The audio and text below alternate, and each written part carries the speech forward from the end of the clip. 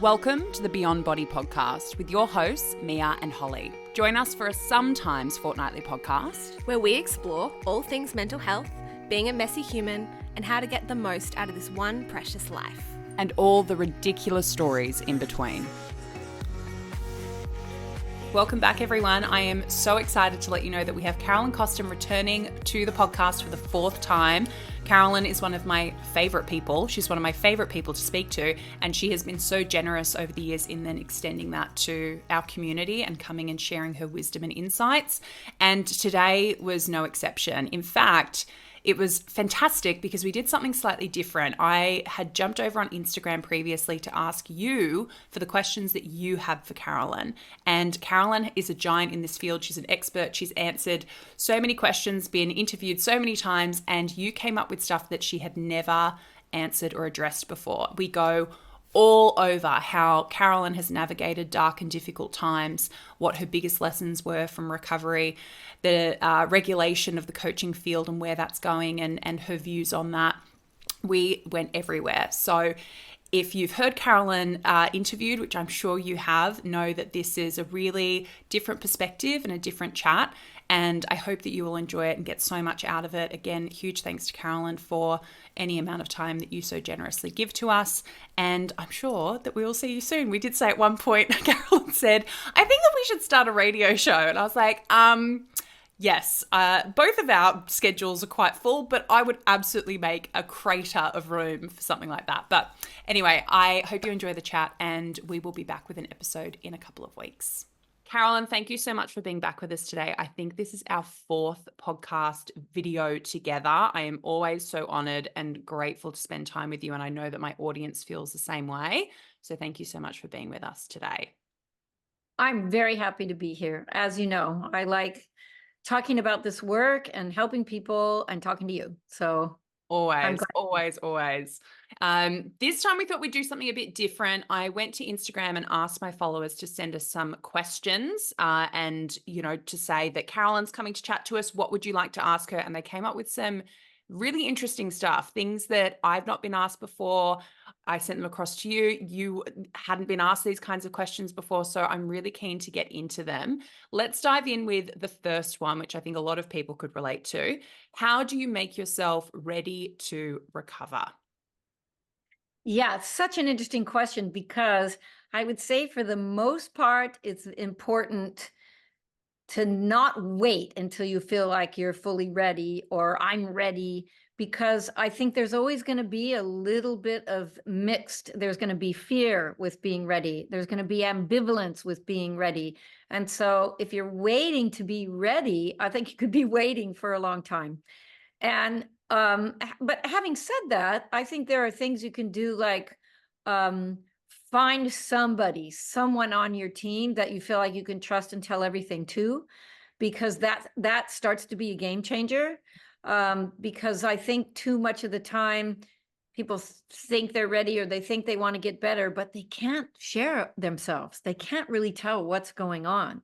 So I would say if there was one thing that I looked for in somebody who was coming to see me, it would be building that relationship that they could eventually tell me everything they needed to tell me. Yeah, that's so true. I think it's that I've referred to it before as sort of like recovery literacy. Like sometimes you do need that period where you're even just getting used to using some of this new language and even accepting that this is something that you need to deal with. But I completely agree with you. I get asked, how can I make myself ready? How can I make it easier? Or when will it be easier and when will I be ready? And my response is always, you've kind of got to like make your luck with this process a little bit. You've got to create it for yourself. You have to make the next bit easier. You have to make the next bit a little bit more approachable. You can't sit around and wait for that light bulb to go off. It might happen on the rare occasion. It might be something that some people experience, but in my experience, I haven't seen a lot of just overnight shift, change, huge motivation without the fear and the anxiety.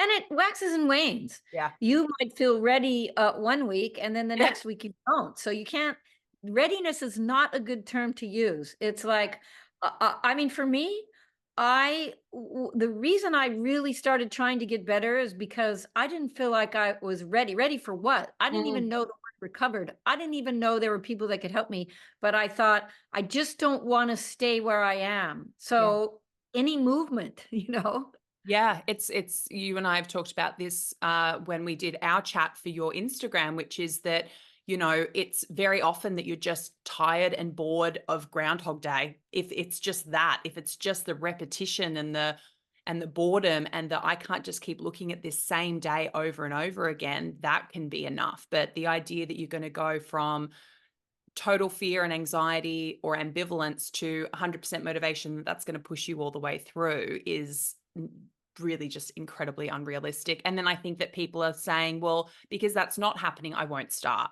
which is my big fear that, that's just stopping people from even like dipping their toe in the process. Right. That's Yeah. right. Yeah. What is a quote or mantra which has helped you during difficult or dark times? The one that comes to mind that I learned early on for myself was I realized I could not be the judge of my own body. Yeah. And that's not really a mantra, but it's something I learned to say to myself because I was trying to get better and I'm the only one who saw myself the way I did. I'm Mm, the only one. mm, And I just had to tell myself over and over, you can't be the judge of it. You're going to have to suspend that. You cannot be the judge of it. And that helped. I do have quotes that I put every treatment center I had some kind of quote on the wall. And the very first one, my baby, my very first Montanito, it was a quote from The Little Prince that you oh, might know. It was, it's only with the heart that one sees rightly. What is essential is invisible to the eye.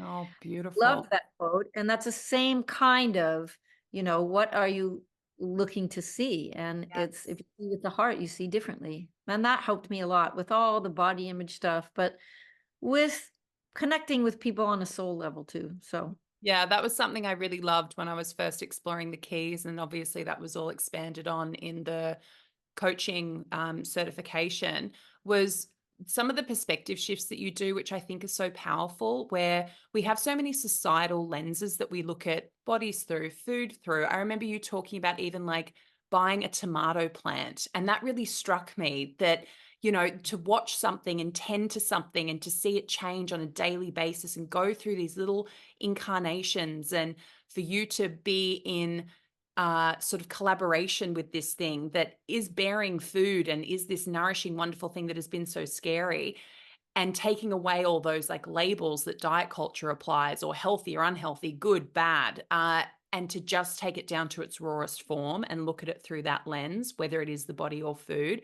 Sometimes those perspective shifts can just be so powerful to get back down to being kind of in commune with these things that we're made to feel really distant from, or really disconnected from in a way. are disconnected. I mean, the food that grown by somebody else and sent in Mm. trucks to the grocery store, they do these things where they go in and talk to kids and they say, what is this? Where does it come from? And kids are like, have no idea. Yeah. We're disconnected. So it's like it's the alchemy of food. Yeah. And it's the soul level of food. Food becomes us. It actually becomes us. So Mhm. it is so interesting to me. And I think we just don't have mentoring for that. So that's what I try to do in a way, is have mentoring for having a whole different relationship with food in our bodies. Yeah, that's what I've loved about the retreats, which we're doing one next week. I mean, I'm certainly not any amazing cook. I'm so grateful for Holly for so many reasons. She's a phenomenal coach, but she's particularly a phenomenal cook. And to get them into cooking classes and have them laughing and dancing and creating and making mistakes and, creating memories. And it's just obviously there's so much we can do as coaches one-to-one with cooking and shopping and going out for meals and snack support and all that kind of thing. But to actually be with people day after day and watching how they can see food differently and interact with it differently as a group and in community is something I didn't think I'd get to experience. And it's really powerful. And I can imagine that as part of Montenegro, that was probably like a huge factor of what the transformation that you would see. Well, it was so new because I ran hospital programs before that, and people would go down to the cafeteria with their little metal tray, Yeah. right?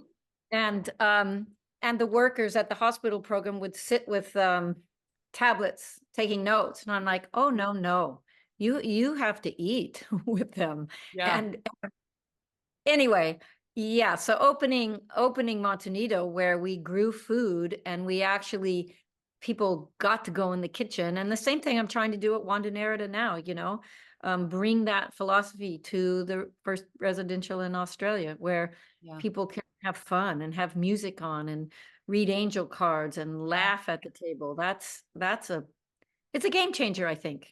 Yeah. I mean, well, if that's what we want their relationship to be like when they go home with food, then where does that start? Where are we going to kick that off?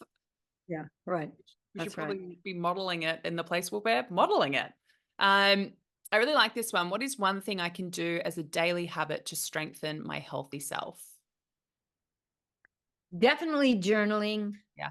definitely journaling back to those eating disorder thoughts. Mm. Because if you have an eating disorder, you have eating disorder self thoughts. Mm. And whether it's, oh, it's already a bit late, I can easily skip breakfast, or whether it's, I have to go on a run if I eat that dessert, or whether it's, I have to, whatever it is, just taking a couple minutes, it doesn't take long to come back with something that you would say if your best friend said that, if your niece said that. If you can't start saying it to yourself, think what you would say to somebody else, because everybody I've worked with has a healthy self in there. Yeah. It just comes out for other people, but it doesn't come out for you. And people think what happens is, and this is really important, because what people will think is they'll hear it in their mind, what they're going to say, and they go, yeah, but I don't believe it, or whatever. And what's really important, I do think writing changes it. I don't think, because people will stop themselves if they just go, oh, yeah, I think that, but then no, Yeah. write it. Write Yeah. it out. That reinforces, it creates that neural pathway where you hear that healthy self full on through the sentence. And don't make a bunch of BS. Make something you do believe in. Mm. You would believe it if you said to your friend, I don't want you to say some BS to your friend. I want you to say something you believe, you Yeah. know? And I think you're so right when you're just trying to do it in your head initially, because I explain the dialoguing process to people is like, first, you're going to be writing them out and they're going to be long and you're going to be doing a lot of them. And Yeah. then they're not going to be as long because they all come back to the same 3 or 4 themes or fears. So the more you do them now, the better off you'll be long term.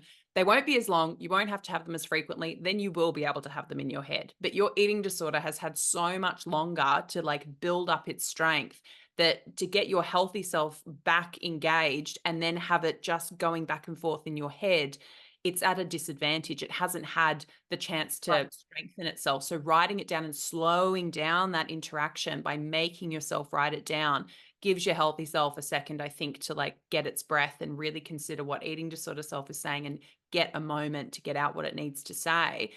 And I love, especially in the training, thinking back to how much it was stress. Like if people get stuck or lost, or they get stuck in, when eating disorder just starts to spiral, especially when it starts to talk about minutia, it starts to talk about little rules and that kind of stuff. And people get stuck in just the detail.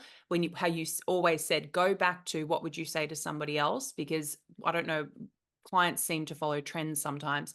I've had a few people over the last couple of weeks reach out and be like, Mia, I'm completely stumped. I don't know what to say back. I don't know what to do here. I have no clarity. I'm not saying anything I believe. Every single time this is the default. Always go back to this. I promise you, you will be able to come up with something, and that it's not a magic solution that because you say it to somebody else, you suddenly believe it, but it certainly does identify there's a gap here in your belief systems and in how you think. And then what is the gap and how can we start to close it? Yeah, that's exactly right. Yeah. It works. Yeah. And it's the specificity of the journaling, which is, so much of what the keys is, when you say to people, just go and journal. Like I used to be very averse to journaling. It was too nebulous. It was too broad. It was too vague. I was Yeah. like, I'm not a Dear Diary person. But if you give me an activity like that, which we then, that's what I love about the practicality of how you break down recovery. And then the coaching role is certainly that practical application, is that we can give people a framework. Something that does feel mysterious and big is like, no, with these specific things, all these terms that you hear, like neural rewiring, etc., it all sounds very like sexy and sci-fi. It isn't. It's very boring and repetitive, but it And it's works. practical. Yeah. It's practical. Yeah, I've been trying to talk to the coaches a lot about when they say to someone, "Do you like journaling?" I said, "Don't ask that. This isn't even called journaling. This is a very specific task you need to do. Mhm. Forget journaling." I mean, that leaves people when I think when people journal, just when they say, "Oh, go get a journal out," you can be lost and trapped in your negative thoughts, you know? It has to be Completely. specific and targeted. What is the biggest lesson that recovery taught you? Oh, that I could do something. Ugh, this is really interesting. Yeah. That I could do something that I would have sworn to you I couldn't do. Mhm. I told my family I couldn't do it. I told myself, my friends, my doctors, there's no way. There's no way I'm going to gain that weight. There's no way I'm ever going to accept my body at that weight. There's no way I'm going to eat that food. And I believed it. Mm. How you can be so adamant about something and have such a strong belief that something is not going to happen and be so wrong. Yeah. Yeah. Yeah. I So, will say to people often that, it's a great blueprint for the concept that like anything worth having in life is hard. Anything worth doing in life is hard. And it's usually you've got to take the action first before you feel comfortable with it or you feel like you can do it. And no one's taught how to do that. Nobody teaches you, oh, if you want this thing, you've got to be terrified for quite a while before you start to get the payoff of any of it. You've got to put out all the hard work before you start to get any return. And we're pushed into a corner and forced to do it in a way because obviously it's about survival. But gosh, it's a blueprint for business, relationships, anything that you want to achieve or have requires like that initial investment of like, I don't even know what's going to happen to me, but I've just got to do it. yeah, I'm always surprised at how people can be so adamant and about things like that and how I was. And Mm. it's if I could go back and meet that prior self, we would have such a good laugh about all the things that she said was not going to happen. And here, not only have I done it, but I'm helping other people do it all the time. Yeah. It's just really wild. And I think it's important because everybody, well, I can't say everybody, but a huge 95 or more percent of people with eating disorders say things like, well, other people can do it, but not me, you Yeah. know, or I just don't see myself being able to do it, or, those kinds of things. And I say, we all said that. Yeah. That's not, you don't own that. Yeah. Yeah. That's a prerequisite. Yeah. Yeah. This isn't on the list, but what do you think that Carolyn, right at the start of recovery, would think of all you've done and all you've achieved and where you are now? Shocker, Yeah. right? I mean, how did something that, almost killed me became my life's work, right? Who would have thought? But I, and I never thought I was going to be an eating disorder therapist. It's just that when I became a therapist, I was going to treat adolescents because I was a teacher and a therapist, and I thought I'd do therapy for adolescents. And then I got this girl referred to me, and it was really like uncanny. It was what happened in that session, and I asked her questions nobody had ever asked her because of my own lived experience. Mm. And it just was like, what?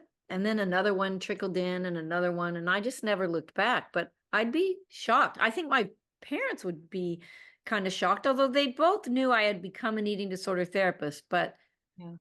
both of them have passed and they never saw Montanito or the coaching thing or all that. They would be like an empire Yeah. over, Yeah.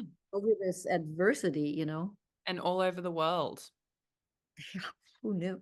Just incredible. It's so, yeah, I love thinking about those past versions of ourselves because they're all in there, they're all in there being like, where are we now? And it's like, we're okay, kid. We got there. We got there and we did some stuff with Yeah. it. I would have said, you're going to be on this podcast and people from are going to be listening to you. You're going to stand up as a keynote speaker at a conference. I would have said to myself, get out of here. And that's why I think we have to expect surprises. Mm, Yeah, don't wait to think that or don't wait to get things sorted before you move forward. Just know that you don't want to be where you're at and just yeah. move. I completely agree because when people are like, where are you going to be in 5 or 10 years? I don't like, I like having direction, but I don't like the rigidity of, where I'm going to be, because I find it so much more limiting than I do inspiring, because it means that you've got blinders on. You can't really see the opportunities that might be there because you're only looking for the ones that you've already told yourself align with Yeah. where you're going to be in Who 5 years. knows who knows what's coming? Yeah. Yeah. Let life surprise you and let yourself surprise you too. Yeah. How would you change the current treatment landscape? How long have you got? Okay, well, most people who are, following anything I'm doing nowadays know that I'm really trying to change it with coaching, because we've been too long in the field without coaching, and particularly people with lived experience in coaching, getting the right kind of training and supervision and all of that to help others, because it is huge. I'm amazed by it, even though I knew it was going to be a good thing. I'm amazed by it. But other than that, I think what really has to happen is we need to go back to looking at people as individuals. Everybody's in their camps, the CBT or FBT or, you know, IPT or ACT. I could probably go on Yeah. with the camps. And do you weigh people with their back to the scale, or do you force everybody to look at their weight? And the rigidity in the camps has become almost untenable, Mm, not having appropriate, respectful disagreements and dialogue. And I think we got to go back to wait. We can have all of our plans and all of our um, evidence-based treatments, but we got to look at the person in front of us at the moment. What is working for this person at this particular time? So I think we have to stop thinking we can rely on some protocol and just apply it to people. And that's what I see happening, that has made me pretty disappointed in the field. I know people are trying to make sure, and the evidence-based treatments have some evidence. The evidence-based treatment, there's reasons for that, because before that, people were doing all kinds of, who yeah. knows things. And because both, if you look at it, the two really evidence-based are CBT and FBT, and those two, you know what they do? They focus on the how. And that's Yeah. what coaching doesn't spend a lot of time. Yes, I know your boyfriend broke up with you, but how is binging and purging on your food going to make that any better? It's not. Mm, How are we going to change that? It's not getting mired up in the underlying issues. And I think that's why they are as successful as they are, yeah. CBT and FBT. But I think we have to look at they're being overvalued and over promoted. So Yeah. that'll probably get me in trouble.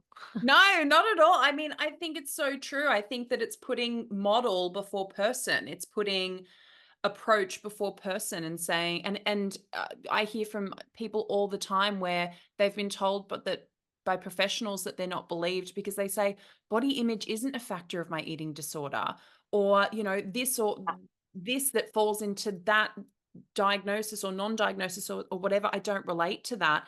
And then Yeah. we're still cramming them through a process that is invalidating or potentially re-traumatizing or whatever it might be. And it's like, okay, well, here's the mold, and if you don't fit through it, then we can't help you. And it's like, well, this is the beauty of having all these approaches. And I totally agree with you. I think it's where, I've said before that, yes, of course, we need to put our time and attention and funding towards people who are in a position where they need to go to residential, where they need to be in an environment like that. But let's keep people out of those spaces by providing individualized care with outpatient approaches, which not only get in the door before somebody ends up in that kind of environment, but also treats them as an individual and says both, yes, let's deal with the behavioral stuff, but it seems sometimes like, yeah, if we tick off symptom reduction or we tick off getting rid of the symptoms, then we fix this person. And it's like, they're still walking around with a wound that makes them so vulnerable.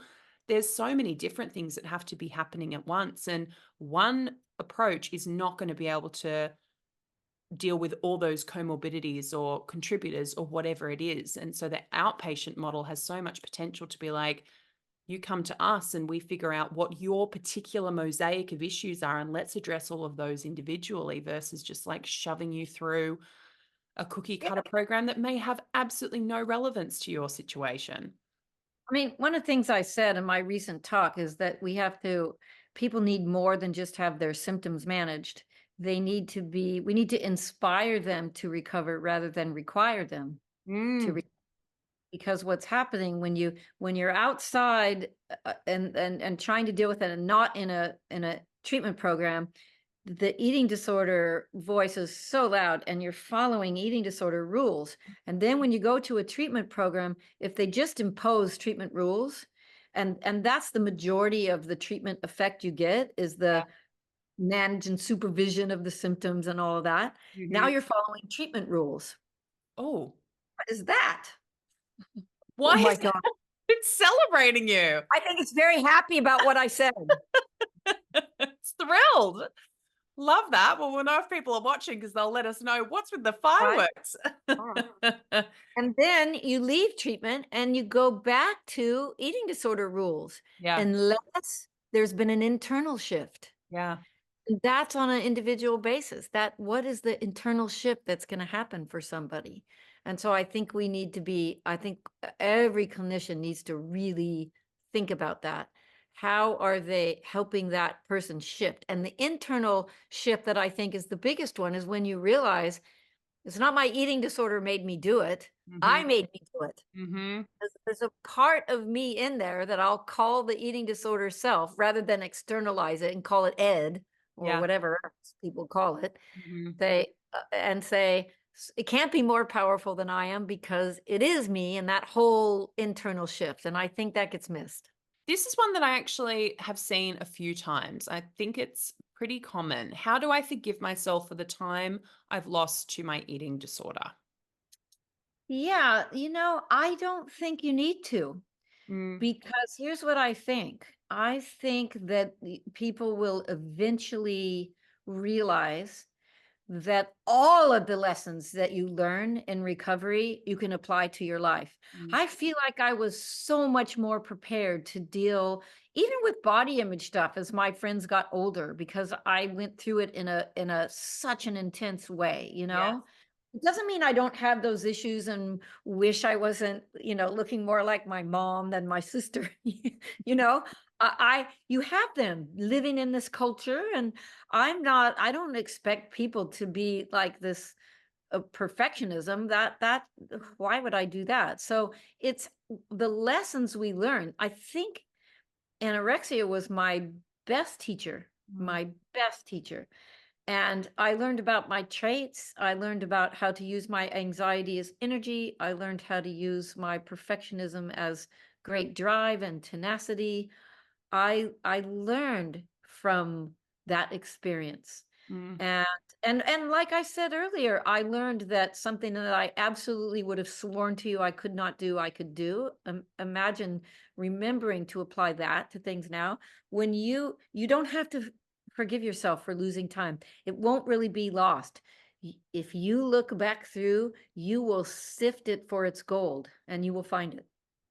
I think that's such a beautiful way to think about it. I hadn't thought about it like that, the reason that you don't need to forgive yourself might just be waiting to show up, because I can see so many of those experiences where friends are dealing with something that I had to face in my 20s, or, reality that I had to work through, or skills that I had to adopt, or like an armor that I was able to put around myself that I can now see my friends are struggling with or questioning or, not quite sure how to cope with. And I felt so out of sync with them in my 20s because I was so out of my life in my eating disorder and then in my recovery.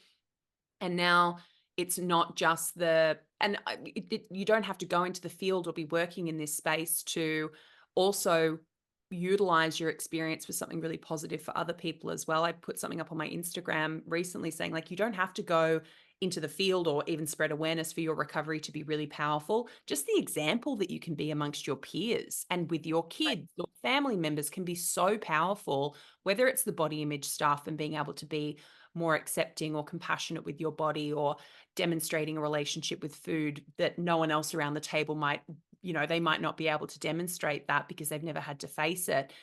The opportunities for what this could mean and what it could represent, you're just not going to know until it shows up. There's so many things that happen even now where I'm like, oh God, I'm so glad I did that work 10 years ago. So grateful. I'd say just know that it's going to be your teacher. If it doesn't feel like that now, and you probably could find out things right now if you looked hard enough where it's already been teaching you, but you will. And if anyone doubts that as you go along in your trajectory or your journey or whatever, if you get down the road and you don't think you've learned anything, send me an email. I want to know about that. Yeah. That's part of what I love about coaching is being able to help people bring all those pieces together along the way, being able to help them have pit stops where we reflect on what have we learned, what have we achieved, how have we changed, how have we evolved, what can we be proud of? Because I think people have this, and it's not a surprise given a lot of people come from like that black and white perfectionistic thinking where they're like, I'm in recovery and then I'm recovered. It's all hard. And then I get all the lessons and like the label and it's all wonderful. And it's like, well, there's still life on the other side of that, by the way, as many of us find out the hard That's way. the oh shit, now what thing. Yeah, totally. But there's Yeah. actually pit stops where there's stages of freedom, there's stages of joy, there's stages of these increased things that you get access to. And if you just, I often say it's kind of like, I mean, I wish I could come up sometimes with metaphors that weren't so movement based, but they work. Like if you're doing a hike and you spend the whole time looking at your shoes, you're going to lose total perspective of where you are and how far you've come and how you did it and how you traverse this bit. Sometimes you need to sit on that park bench and like have a protein bar and have a look around and look at the map and go, oh, wow, look at how far I've come and how I did that. Oh, and I don't actually have that much further to go to the next pit stop. Fantastic. Well, now I've got more perspective. That feels more doable. Whereas if like you've just got your head down looking at all the hard and the terrible and the difficult, you're missing out on some really clarifying moments, I think. Yeah, there's your feet and then there's the summit. Yeah. And you miss everything in between. Yes, exactly. It's not one or the other. We can do a bit of both. So, is there specific advice for recovery during menopause which differs from being younger? Certainly, I think there's age appropriate things that happen and issues that women who are older deal with, who might have kids or they've been married already, or I don't know if the person is referring to the body changing Yeah. or what exactly, but I would say if you go along in this trajectory with people, there are unique things about every space, whether it's adolescent growth spurt, Mhm. whether it's going off to college the first time, whether it's the first time, being involved sexually or romantically with somebody.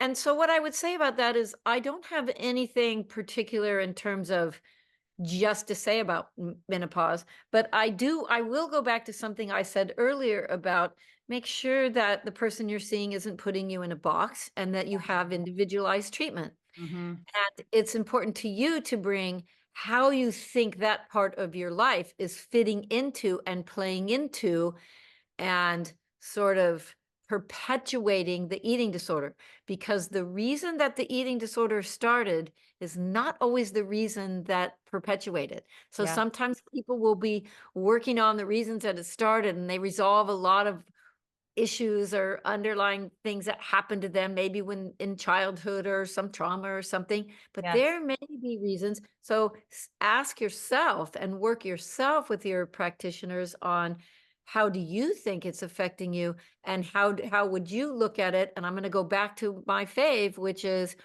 what would you tell a friend who was having those issues with menopause and struggling with an eating disorder? Because probably what you would tell them is what you need to be telling yourself. Beautiful. I think that's such a great point, that just like your reasons to recover might evolve, the reasons why your eating disorder is sticking around has probably evolved as well. And especially if it's been around through different iterations of your life, even if part of it, like the amount of people who I speak to, where like part of it is that it's become habitual. It's just what they do when these certain emotions or events happen. That's just their default. So I think that, just focusing on that initial why, or kickoff point, is important, but it may actually not be as relevant as the most recent reason why it's claiming it needs to help you. I think we should start a radio station. Call in. Yes, yes. I love it. I love it. We can be like agony aunts for eating disorders. I love it. We'll get in touch with Sirius XM. I think that's the only American radio station I know. That's okay. I'll go Australian. Fantastic. Brilliant. Okay. Yeah, we can do this from our time zones. This one I really like. Thoughts on the absence of industry regulation for coaches. Love the idea of this role, but have concerns re potential for harm. I'm sure you have thoughts. Yeah, I'm speaking about it. I'm writing about it. Mhm. I've become a member of the International Organization of Coaching Mm. here out of Harvard in America. Uh, I think every single thing, like when someone became a therapist,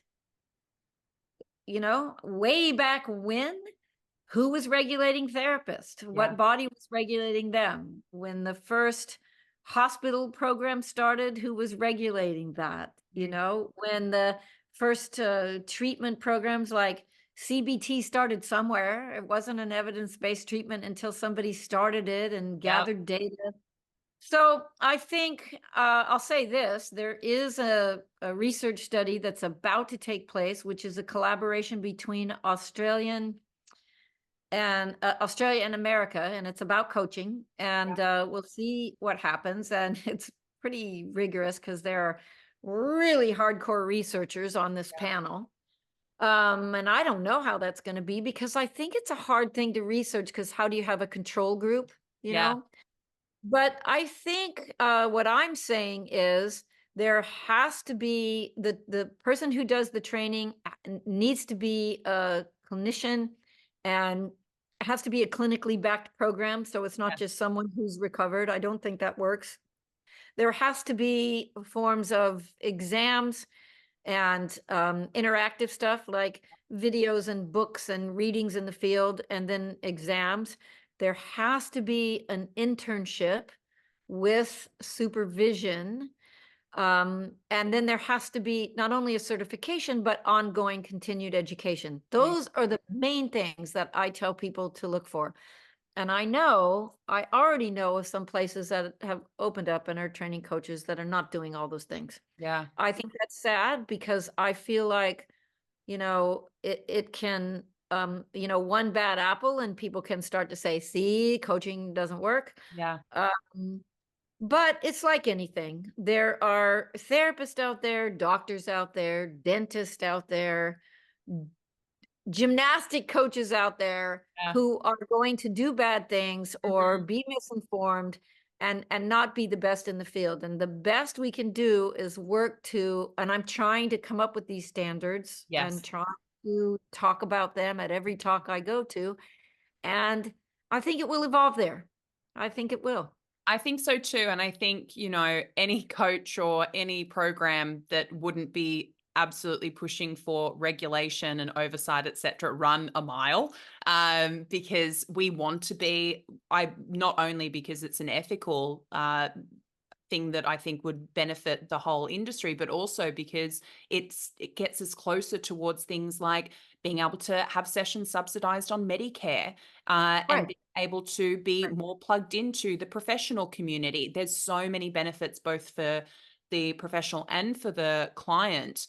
And I have been on a review panel for work that Butterfly's doing, trying to push that along. So there's definitely steps in place, and we are all for it. But you're so right. These things have to start somewhere. And this was such a missing piece of the treatment approach, and particularly outpatient, and being able to really keep people tethered to their recovery and hope, and again, long term, keeping them out of environments which are more like hospital or inpatient or residential. And, full kudos to you that in the meantime, there is rigorous supervision. We are required to recertify every 2 years. There is a constant loop back to CCI. There are so many avenues of connection, whether or not it's within the coaching community or it's supervision that you provide to the coaches in group settings, etc. I mean, you could not be more hands-on with this thing. I don't think people quite understand the That's extent true. to which you And are you know what else involved. they also don't know is that I don't take a salary, and that Yep. all the money goes back into eating disorder I philanthropy. know. I wish, I'm like, I want you to get that stamped on your forehead. I know, I feel like it sometimes, but I do think it's tricky. And as you know, I try really hard to get on it if I have some kind of complaint or whatever. And I try to have the coaches stay in their lane, Yes. and there's a big dividing line Yes. about not dealing with underlying issues, not doing treatment, not doing trauma work, not diagnosing, referring things back to the team, Yep. communicating with the team. But all that's a little bit hard. Sometimes you have team members who, I just got something today from a coach, I've sent of the releases and I haven't heard back. And then another coach just told me I heard back, and the therapist said, I don't have time to communicate. You just do your thing and I'll do mine. Yep. Heard that one. And if it all So I'm goes trying. terribly, guess who's going to be lumped with it? Even in this, gathering of questions, I had people, tethering onto the end of their questions. I've been working with this coach or this coach and their CCI coaches and saying like, thank you so much, Carolyn, for, being able to make this person available to me. They've changed my life and saved my life. So there is so much good out there, but again, bit perfectionistic to think that, there's not going to be gray areas here. And this is one of them. We're moving towards more regulation, and we're all I'm always happy to hear good things like that, because as you know, I'm the one who hears if there's one small thing that goes bad. So yes. I know avoid there is a ton of good. There is so much good. Carolyn, thank you so much for today. I loved this. I loved having some, new, fresh things for me to ask you. I'm so grateful to my audience for being able to send these over. I hope we'll get to do this again because, I think that this was a really interesting chat with a bit of a different approach. Oh my gosh, I would definitely do it again. So I don't have to do any preparing. I just sit here and come off the top of my head. So That's it. thank you for having me. That's the beauty of it. I love doing these with you. Thank you so much.